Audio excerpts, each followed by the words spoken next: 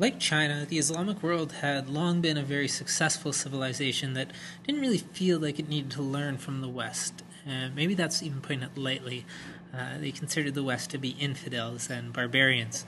But unlike China, the Islamic world grew up next door to Western Europe, and they were in close contact and came into direct military conflict a number of times. So remember the Crusades. More recently, we had the emergence of the Ottoman Empire, and when the Ottomans took control of Constantinople in 1453, and the end of the Byzantine Empire and all that, this was seen by Europeans as a major threat.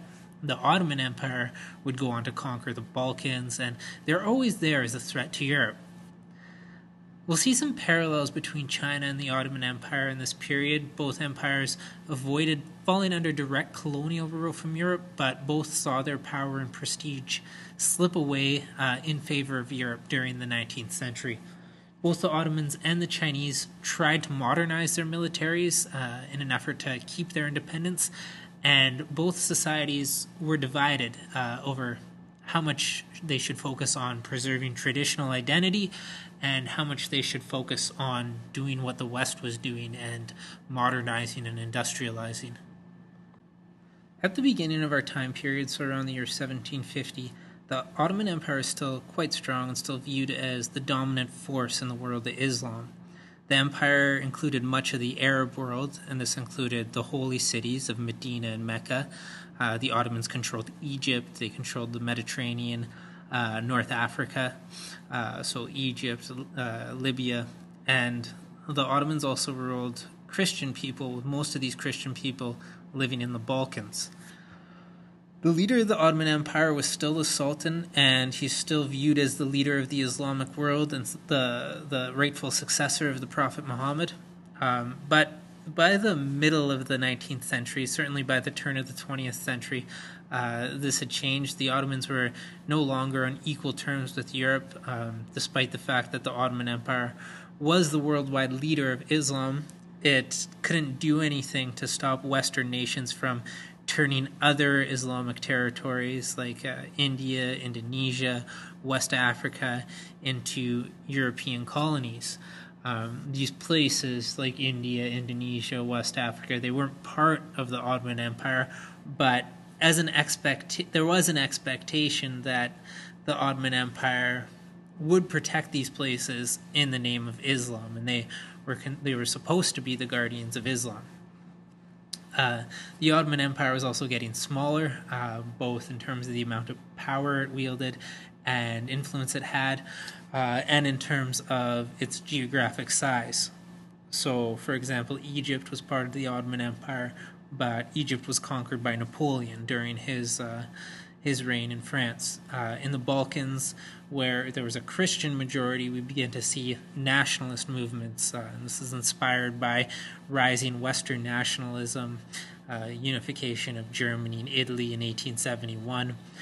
So we see these national movements on the periphery of the Ottoman Empire, and we see these new countries form, countries like Greece and Serbia, Bulgaria, and Romania. All of these are former parts of the Ottoman Empire that were able to achieve their independence. In many cases, nationalist movements in these countries were funded by Western European powers in order to further weaken the Ottoman Empire. Internally, the Ottoman Empire was hurting economically. If you remember from earlier podcasts and readings, the Ottoman Empire used to occupy a place of strategic importance in global commerce.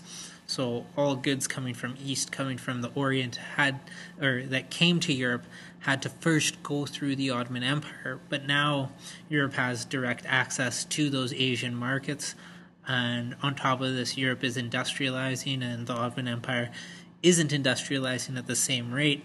So you have all these goods that are being produced for cheap in factories in Europe, and the Ottoman economy couldn't keep up with this. Artisans, craftsmen working in the Ottoman Empire couldn't compete with this. So like in China, the Ottoman Empire fell into debt to Western Europe. They were forced to sign a series of unequal treaties that gave foreign merchants immunity from Ottoman laws and legal procedures. and exempted them from paying taxes. So we saw that in China as well, where people from Britain were allowed to live in China, and they only had to obey British laws. They didn't have to obey Chinese laws.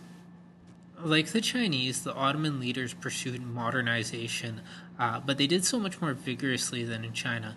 Luckily for the Ottomans, there was no major internal upheaval like there was in China.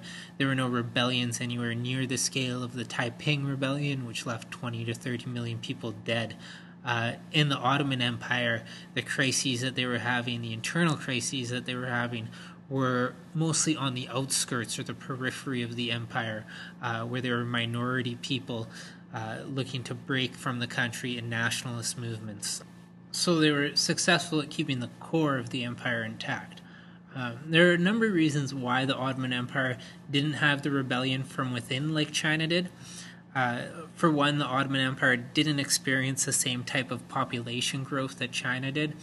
And probably more importantly, the leadership of the Ottoman Empire was Turkic Muslim, and they were also the core population. So whereas in China, the Qing were Manchus and regarded as foreigners, the Ottoman Empire was ruled by the same ethnicity as the majority of the people. There are limited Western reforms that happened in the Ottoman Empire during the 1700s, but we want to jump ahead to 1839. This is an important year because it's the induction of the Tanzimat in the Ottoman Empire, which is a 40-year period of political, economic reform. Broadly speaking, the Tanzimat was about westernizing the Ottoman Empire in order to make it more competitive with Europe. Among the Tanzimat reforms was the elimination of distinction between Muslims and non-Muslims. And the Tanzimat wasn't popular with everybody in Ottoman society, and specifically this elimination of distinction between Muslims and non-Muslims. This really challenged the Islamic nature of the Ottoman Empire. Certain segments of society opposed this. You have the ulama, the religious scholars who were against it, the janissaries, who were the traditional military force. They argued for the maintenance of the status quo in Ottoman society. But the Tanzimat reforms continued up until 1876, when a conservative sultan named Abdul Hamid II came to power and reversed a lot of the reforms. He reasserted the claim that as the ruler of the Ottoman Empire, he was the caliph or leader of the entire Islamic world.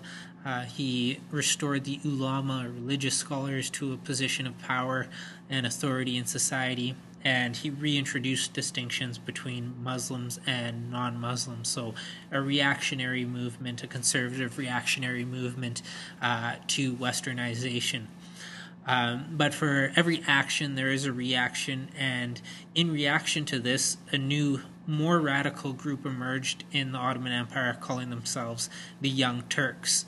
And the Young Turks advocated a militantly secular society and looked more to the idea of European nationalism. They viewed the Ottoman Empire not as an Islamic empire, but as the Turkish nationalist state. So they thought the Ottoman Empire shouldn't really be trying to be an empire, an Islamic empire. They should be trying to be a nation state based on shared Turkish ethnicity. And in 1908, there's a military coup in Turkey led by the Young Turks. They write a constitution that demands a secularization of schools, of courts, of law codes. The constitution permitted political parties, permitted freedom of religion. Turkish was declared the official language. People were allowed to wear Western clothing. Schools were open for women. Women were given the right to divorce. Polygamy was eliminated. So 1908, really beginning of the end of the Ottoman Empire. It will stay as the Ottoman Empire until just after World War I, when the modern nation of Turkey is born.